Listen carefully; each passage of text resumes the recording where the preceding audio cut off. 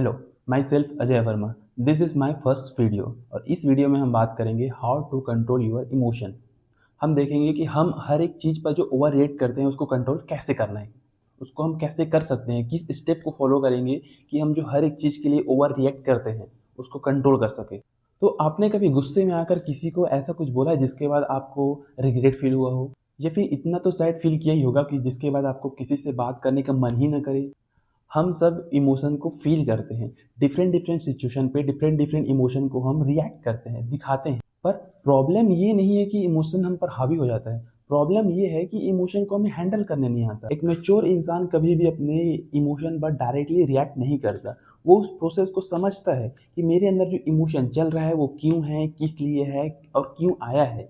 उसका पहले रीज़न ढूंढता है और हमारा ब्रेन डिफरेंट डिफरेंट सिचुएशन में डिफरेंट डिफरेंट तरीके से इमोशन रिएक्ट करता है।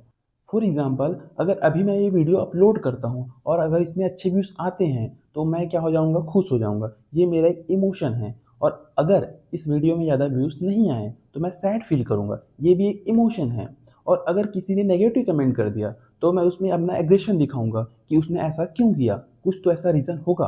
और अभी ये वीडियो शूट करते टाइम मेरे जो चेहरे पर जो दिख रहा है फियर, वो भी एक टाइप का इमोशन ही है। इट मीन्स कि हमारा जो ब्रेन है एक ही चीज़ को अलग अलग तरीके से इंडिकेट करता है। वो इंडिकेशन क्या है, इमोशन के थ्रू उसको दिखाता है। जैसे मैंने वीडियो शूट करने का सोचा, उसको एक ही सिचुएशन को, एक ही चीज़ों को चार अलग अलग तरीकों से वो दिखाता है, वही हमारा इमोशन है।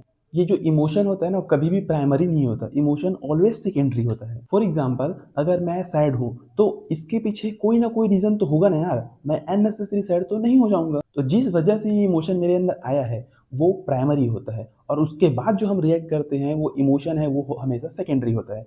अभी मैंने वीडियो अपलोड करने का एग्जांपल दिया था, तो वहाँ पे वीडियो अपलोड करने का थॉट मेरे दिमाग में आया है, वो थॉट ही प्राइमरी है। उसके बाद जो भी इमोशन दिखा वो सेकेंडरी हो गया। तो हम ऐसा क्या करें कि हम उस इमोशन को कंट्रोल कर पाए। तो इसके लिए चार तरीके हैं, चार स्टेप को फॉलो करेंगे तो इमोशन को पूरी तरीके से ख़त्म नहीं होता। एक ह्यूमन नेचर का पार्ट है, इसको ख़त्म नहीं किया जा सकता। इसको सिर्फ कुछ हद तक कंट्रोल किया जा सकता है जो आपके हेल्थ के लिए सही रहे। फर्स्ट ऑफ ऑल, अपने अंदर जो इमोशन चल रहा है उसको पहले आइडेंटिफाई करो एंड देन उसको नाम दो कि हाँ, मैं सैड हूँ, एंग्री हूँ, डिसगस्ट में फील कर रहा हूँ। ये सब चीज़ें पहले आइडेंटिफाई करो कि हाँ, मेरे अंदर ये चीज़ें चल रही है। एंड देन उस नाम को अंडरस्टैंड करो कि ऐसा क्यों हो रहा है, इसके पीछे प्राइमरी फैक्टर क्या है। एंड देन लास्ट में आता है रिस्पॉन्स।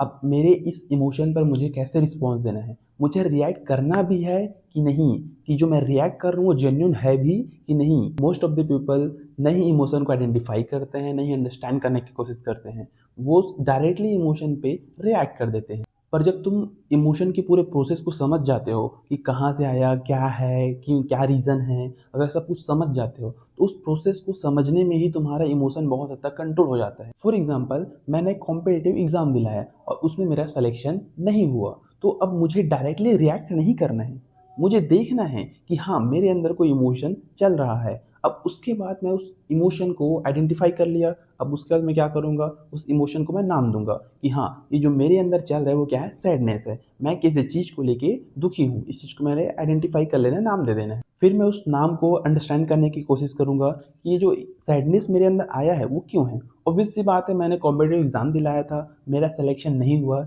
इसीलिए मैं सैड हूँ। तो ये हमारा रीज़न हो गया सैड होने का, क्योंकि एग्ज़ाम नहीं निकला इसलिए मैं सैड हूँ। अब मैं आता हूँ सीधे रिएक्शन पे। तो मैं सैड क्यों हूँ? बिकॉज कहीं ना कहीं प्रिपरेशन में कुछ तो कमी रह गई होगी जिसकी वजह से मेरा एग्ज़ाम नहीं निकला। ये मेरा सैड होने का रीज़न है। तो इसके पीछे गलती किसकी है? मेरी खुद की ना, ये तो मेरी खुद की गलती है। एंड देन यू रियलाइज़ कि ये फीलिंग मेरी खुद की वजह से आई है, और जैसे ही तुम्हें पता चलेगा ये फीलिंग मेरी खुद की वजह से आई है तो वो फीलिंग जो है ऑटोमेटिकली कंट्रोल होने लग जाता है। क्योंकि ये एक ह्यूमन नेचर का पार्ट है कि अगर हम किसी चीज़ का ब्लेम खुद पे डाल देते हैं तो हम बहुत ज़्यादा ओवर रिएक्ट नहीं करते, और जैसे ही हम किसी चीज़ के लिए अगर दूसरे को ब्लेम ठहराते हैं तो हमारा ब्रेन उसको बहुत ज़्यादा ओवर रिएक्ट करता है, बहुत ज़्यादा उसको प्रेजेंट करता है बार बार कि तू अपना रिएक्शन दिखा, रिएक्शन दिखा। इसलिए हम बार बार उसको रिएक्ट करते हैं। और जैसे ही तुम्हें पता चलता है कि ये जो सारी चीज़ें हैं उसकी जिम्मेदार मैं खुद हूँ, तो हमारा ब्रेन उसको कंट्रोल करने पे लग जाता है। हमारा ब्रेन उसको फोर्स नहीं करता, वो उसको कंट्रोल करना चाहता है। तो मोरल ऑफ द स्टोरी ये है कि इमोशन सिर्फ और सिर्फ ह्यूमन नेचर का पार्ट है। खुद को इमोशन के फ्लो पे बहने मत दो। अगर इमोशन के फ्लो में खुद को बहने दोगे तो ये ओवर थिंकिंग, एंजाइटी, डिप्रेशन, बहुत सारी चीज़ के साइड इफेक्ट हैं। तो आज के बस इतना ही, मिलते हैं नेक्स्ट वीडियो में। This is my first video, so please इस वीडियो को like, comment, share and subscribe कर दीजिए। Thank you so much.